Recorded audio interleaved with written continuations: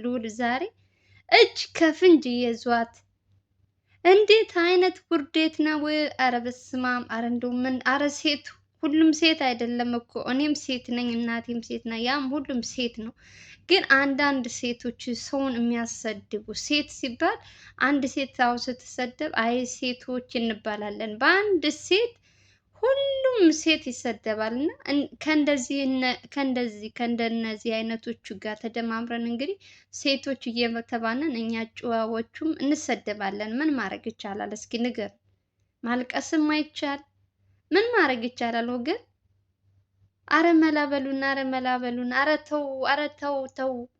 በተለይ ባለ ትዳር ሁናችሁ እኔ እዛም ስትሄጅ ወንድ ነው፣ እዛም ስትመጭ ወንድ ነው። በቃ ሰው አንድ ሰው ትዳር ካለው በትዳሩ ለምን እንትን ያለው ካልተስማሙ ደግሞ ተለያይቶ ሌላ ሰው ማግባት መብቷ ነው። ግን ከትዳር ላይ ትዳር እየደረቡ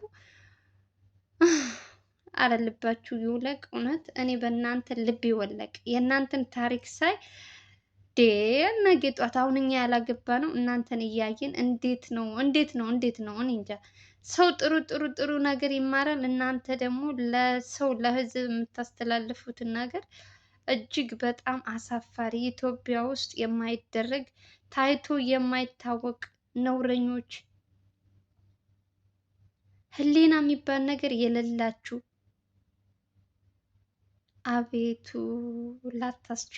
ላይስችል አይሰጥም።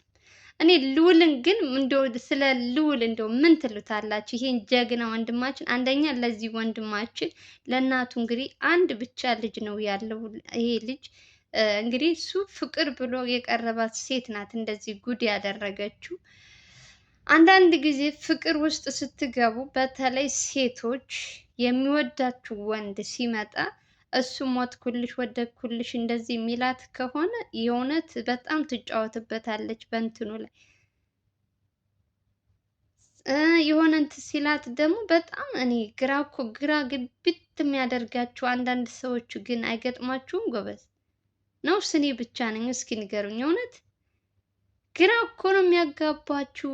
ፍቅር ወደድኩሽ ወይም እንትን አልኩሽ ካላት ልክ መንትንን ዓለምን የገዛች ይመስል በሰው ሞራል ላይ ትንቀሳቀሳለች። በዛ ደግሞ ልዑላችን እግዚአብሔር አምላክ እንደው እኔ ሁልጊዜም ነው የምለው ክፉ ነገር አይንካህ በምትሄድበት ሁሉ። ጀግናዎቻችን እንደዚህ ለወንድማችን ስለደረስክለት የእውነት እሱ ስለወደዳት እና ስላመናት እሷ ደግሞ እንደዚህ ጉድ ለሰራችው ሴት እጅ ከፍንጅ ይዘህ ህዝብ የኢትዮጵያ ህዝብ እንዲያውቅ እንደነዚህ የተደበቁ በጣም ብዙ ጉዶችን እያወጣችሁ ስለምታጋልጹ ለእናንተ ቃል የለኝም። በመጀመሪያ ክበሩልኝ ወንድሞች። አንተም ሆነ ዘላለምም ሆነ በእንደዚህ አይነት ስራ ተሰማርታችሁ የምትሰሩ ሰዎች እግዚአብሔር አምላክ እናንተ ለሰው እንደምትደርሱ ለእናንተም ፈጣሪ መልካሙን ነገር ያጋጥማችሁ ነው የምለው። ሌላው ደግሞ እንግዲህ ይቺ ሴት ስታወራ እንኳን ምንም አይነት እፍረት የሌላት እጅ ከፍንጅ ራሱ ይዟት እንኳን በቃ ምንም እንዳልት አንድ ጊዜ ዝም ብላችሁ ካያችሁ አንድ ጊዜ ወንድሜ ነው አንድ ጊዜ እህቴ ናት ይላል። በቃ ቅብጥርጥር ነው የሚሉት። አብረው ተኝተው ተይዘው እንዴት ነው? ቆይ እኔ ግራ እኮ ነው የሚያጋባችሁ። ማመን እንኳን አይችሉም። አብረው ተይዘው እጅ ከፍንጅ ወንድሜ ነው እህቴ ነው ይባባላሉ። ምን ማለት ነው? አሁን የነዚህ እንትን ኦሬዲ ኧረ እኔ የእነሱ እንትን ማውራት ራሱ በጣም ይከብዳል። እውነት ግን ዘላለም አልኩኝ ልዑል እግዚአብሔር ይስጥ። ቢያንስ አሁን ጉዱን አይቷል ይሄ ልጅ።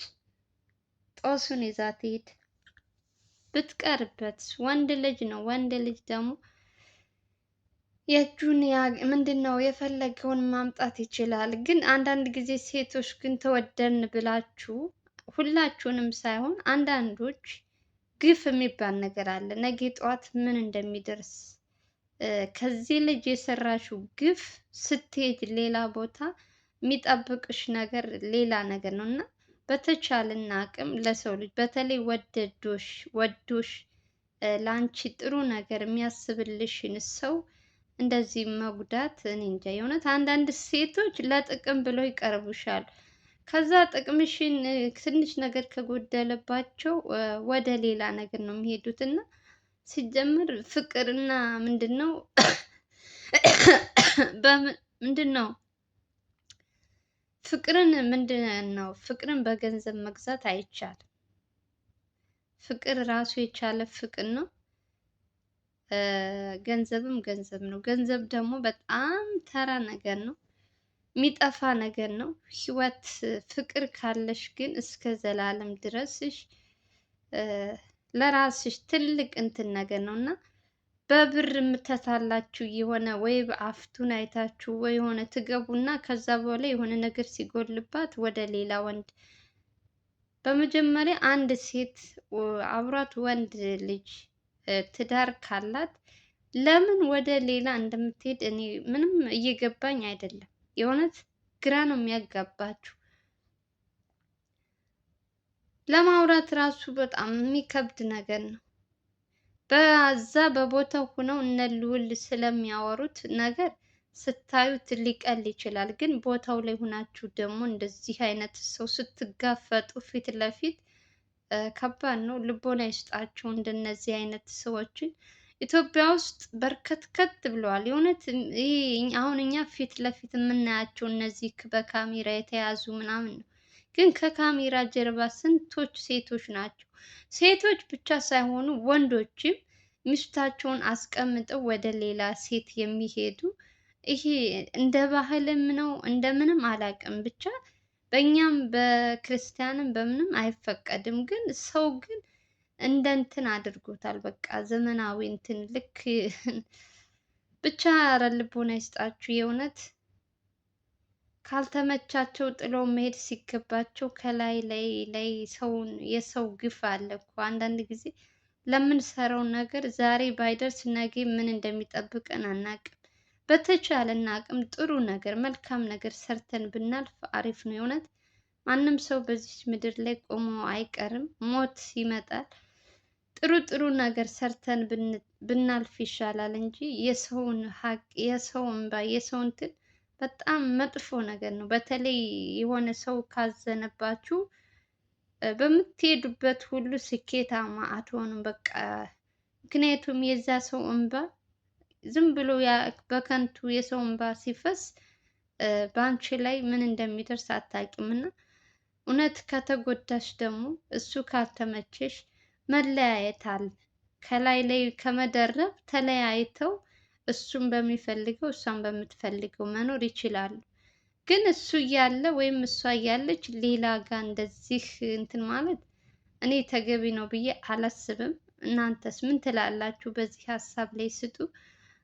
ልክ እንደ ልዑልና እንደ ዘላለም አይነት ጀግናዎች እንደናንተ አይነት ጀግና ስላለ ሀገራችን ላይ ከተቸገሩ ከተበደሉ ጎን የምትቆሙ እንባ የምታብሱ ጀግና ስላላችሁ እግዚአብሔር ይመስገን። እንደናንተ አይነት እውነት ለእናንተ እኔ ሁልጊዜም እላችኋለሁ። በጣም ኢትዮጵያ ውስጥ አንዱ ሲከፋ አንዱ የሚራራ በአንዱ ስትበደሉ በአንዱ የምትካሱበት በጣም ብዙ ሰዎች አሉ። በእንደዚህ አይነት ስራ ተሰማርተው የሚሰሩ እንደዚህ ጨለማ ምንድን ነው የሰውን ህይወት የሚያበላሹ አለውሽ እያሉ የሰውን እንትን የሚያጨልሙ ከጀርባ በዘላለም ቪዲዮ እንግዲህ አይታችሁ ከሆነ አብዛኞቻችሁ ነገሩ ታያላችሁ። የዘላለም እና የልዑል አንድ አይነት ቤተሰቦች ስለሆናችሁ ታያላችሁ። ሁለት ባል ያገባችሁን ሴት አሁን እያያችሁ ነው። አሁን የነዚህ ጉድ በምትሄዱበት ሁሉ አንድ አይነት ታሪክ ነው የምታዩት። ይችም ያችም ባል እያላት ባል የለኝም ብላ ያገባችው ከባል ላይ ባል፣ አሁንም ይችም እንደዛ ሌላም እንደዚህ ይኖራል። ከጀርባ ብዙ ታሪክ ነው ኢትዮጵያ ውስጥ ተነግሮ ተነግሮ ተነግሮ የማያልቅ ታሪክ በጣም ብዙ አለ። ብቻ እግዚአብሔር ልቦና ይስጠን።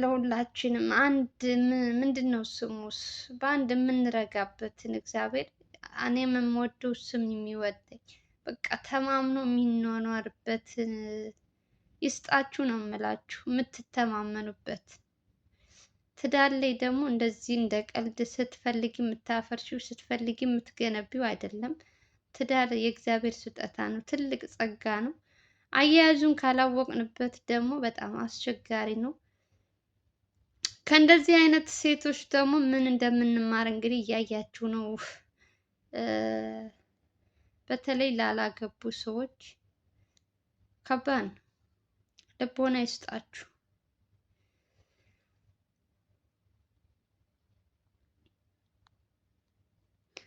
ምከረው ምከረው ምከረው እምቢ ካለ መከራ ይምከረው ነው የሚባለው።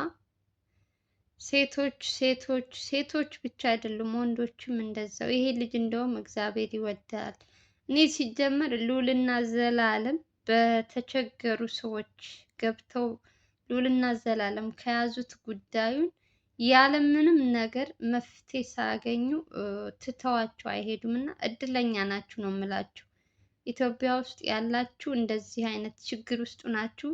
ልዑልና ዘላለም ችግራችሁን ከያዙላችሁ መፍትሄ ታገኛላችሁ። ምክንያቱም እነሱ ምንም አይነት ነገር ከነሱ የሚያመልጥ ነገር የለም። ምንም የፈለገው ባለ ሀብት ነኝ፣ የፈለገው ባለ ዝና ነኝ፣ ባለ እንትን ነኝ፣ ባለ ምንድን ነኝ ቢል እውቅና አለኝ ቢል ወይ ፍንክች አይሉም። እነሱ እውነትን እስከሚያወጡ ድረስ ለምንም የሚፈሩም ለምንም የሚራሩ ሰዎች አይደሉም። ልዑልም ሆነ ዘላለም ከእውነት ጋር ነው የሚጓዙት።